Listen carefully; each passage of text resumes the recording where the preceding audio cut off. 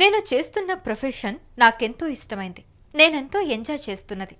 ఒక పని చేస్తున్నప్పుడు అలసట ఉండకుండా ఉండాలంటే చివరిగా వచ్చే ఫలితాన్ని ఊహించుకోవాలి. ఏదన్నా సాంగ్ కానీ లేదా ఫైట్ కానీ చేస్తున్నప్పుడు కొన్ని నెలల తర్వాత ఈ సినిమా రిలీజ్ అయ్యి జనం దీన్ని స్క్రీన్ మీద చూస్తూ ఎలా చప్పట్లు కొడతారని నేను ఊహించుకుంటాను. బావగారు బాగున్నారా అన్న సినిమాకి న్యూజిలాండ్లో 300 అడుగుల ఎత్తు నుంచి బంగీ జంప్ చేయాలి.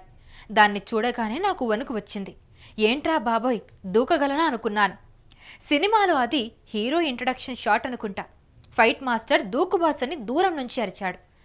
ఆరాధ్య దైవం ఆంజనేయుడిని తలుచుకున్నాను. మరోవైపు నా అభిమాన ప్రేక్షకులను తలుచుకున్నాను.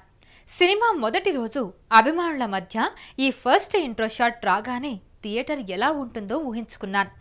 ఒకసారి ఊపిరి బిగబట్టి వాలుకనుల ఆ జానకిని, ఓరకనుల ఒకసారి గని కేళ శివుని విల్లందుకొని అన్న టైప్లో కిందకి దూకాను.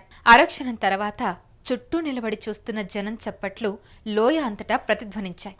అదిగో వినరా చప్పట్లు కదరా, ఆకలిగా ఉన్న కళాజీవికి పంచపక్ష పరమాణాలు అన్నారు ఒక నాటక రచయిత. కళాకారుడికి అదే స్ఫూర్తి, అదే ధైర్యం, అదే ప్రేరణ.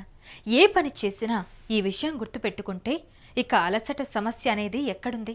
ఈ ఉదాహరణ ద్వారా ప్రేరణ పొంది ఆ స్ఫూర్తితో ఏ బలహీనతను ఎలా జయించాలో కొత్త నటులకి చెప్పటం కోసం చేసే ప్రయత్నం ఇది.